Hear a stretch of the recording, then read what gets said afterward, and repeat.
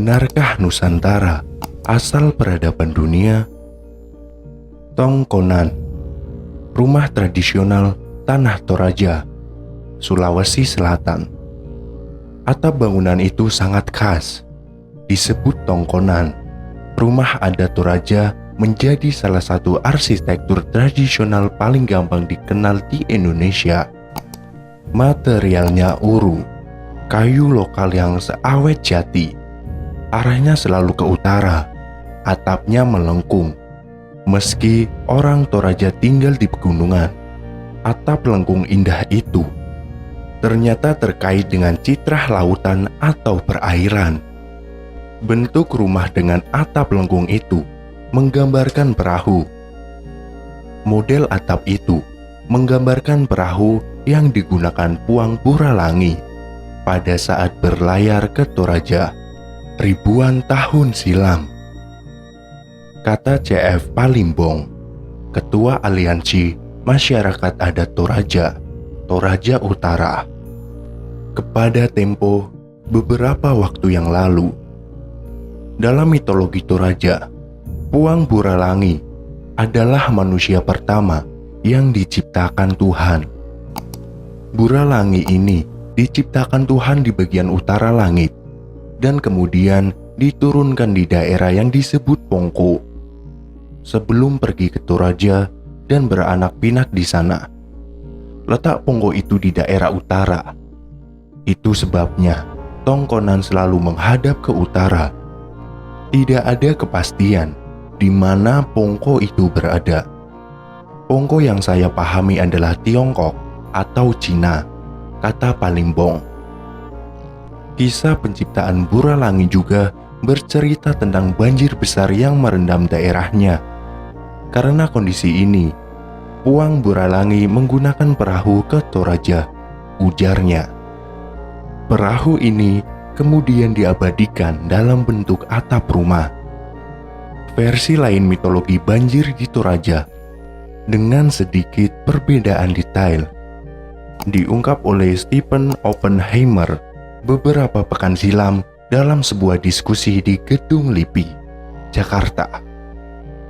Saat itu ia menjelaskan teorinya yang ia tulis dalam sebuah buku tebal 800 halaman, Eden in the East, Benua yang Tenggelam di Asia Tenggara.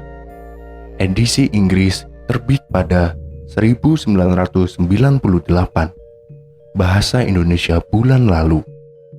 Inilah buku yang menarik untuk dibicarakan.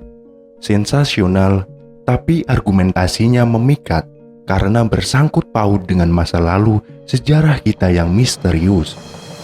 Karena khas mitologi di kawasan Indonesia dan Asia Tenggara adalah banyaknya cerita banjir, kata ilmuwan genetika di Universitas Oxford, London, Inggris.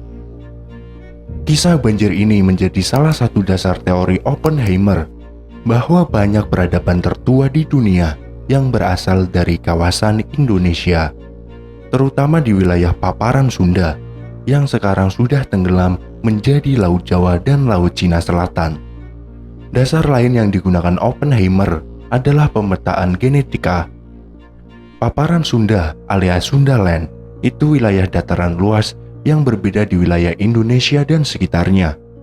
Sebelum dipisahkan oleh laut karena zaman es berakhir sekitar 6.000 tahun sebelum Masehi. Sumatera, Jawa, dan Kalimantan masih menyatu dengan Asia daratan. Daratan ini juga menghubungkan Kalimantan dengan wilayah Cina Selatan. Oppenheimer percaya saat paparan Sunda itu belum tenggelam, penduduknya sudah memiliki kemampuan teknologi bertani, mencari ikan, atau membuat tembikar. Kemampuan pertanian ini boleh dibilang paling tua di dunia. Belum ada masyarakat lain di dunia saat itu yang bisa melakukannya, kata Oppenheimer. Begitu paparan Sunda terendam air secara mendadak, penduduknya menyingkir. Mereka membawa serta teknologi pertanian dan sebangsanya ini ke seluruh dunia. Ke barat, pengaruh para imigran dari wilayah Indonesia dan sekitarnya ini sampai di Eropa. sedangkan ke timur sampai ke benua Amerika dengan melewati Selat Bering yang ribuan tahun lalu masih bisa dilewati dengan berjalan kaki, tidak perlu menggunakan perahu. Menurut Oppenheimer, peradaban tua Sumeria 5.000 tahun sebelum Masehi juga dipengaruhi oleh peradaban orang-orang berpenutur Austronesia, keluarga bahasa yang mencangkup bahasa-bahasa di Indonesia dari Asia Tenggara.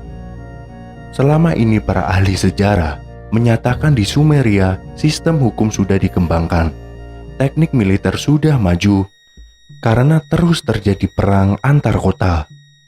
Roda, salah satu temuan teknologi paling berpengaruh di dunia, juga sudah diciptakan, dan terutama huruf telah digunakan, yaitu dalam bentuk huruf paku.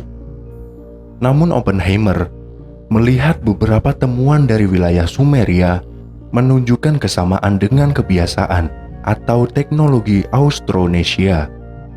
Gerabah yang ditemukan di Ur, salah satu kota tua Sumeria, menunjukkan beberapa kesamaan dengan gerabah di kelompokan penutur Austronesia di Asia Tenggara, seperti cat merah.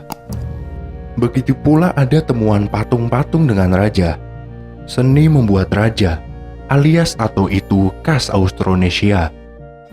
Di Sepik Tengah, Papua Nugini, beberapa suku lokal sampai kini seperti dilihat Oppenheimer saat bertahun-tahun menjadi dokter yang meneliti penyakit malaria di Papua Nugini, masih mempraktekkan seni membuat raja ini. Tidak hanya teknologi yang disebarkan, para penduduk Asia Tenggara ribuan tahun silam ke berbagai penjuru dunia, tapi juga mitologi kisah banjir. Gilgamesh, kisah banjir bandang Sumeria yang memiliki kesamaan dengan banjir Nuh, menurut Oppenheimer, bertolak dari kisah tenggelamnya paparan Sunda di wilayah Nusantara dulu kala. Sampai 2 abad silam, cerita banjir Nuh adalah salah satu legenda tentang banjir besar yang dikenal di dunia mutakhir. Munculnya mitologi banjir besar yang sebagian sangat mirip kisah Nuh baru muncul saat tablet-tablet tulisan huruf paku, semacam buku dari kerajaan tua Sumeria di Irak oleh Hormuz Rassam pada 1853. Tablet-tablet itu pertama kali diterjemahkan oleh arkeologi Inggris George Smith pada awal 1870. Tablet itu berisi kisah Gilgamesh, Raja Sumeria. Dalam cerita itu, Gilgamesh bertemu dengan Utnapishtim di negeri timur yang mengaku selamat dari banjir besar. Dalam perahu itu, ia membawa semua benih yang bisa ditanam. Setelah beberapa hari, ia melepaskan burung untuk mengetahui apakah sudah tampak ada daratan. Belakangan arkeolog Inggris lain, Sir Leonard Worley, pada 1929 menyimpulkan bahwa Utnapishtim dan banjir Nuh itu sama. Rupanya Utnapishtim bukan satu-satunya kisah tentang air bak yang mirip banjir Nuh. Beberapa kisah serupa telah teridentifikasi.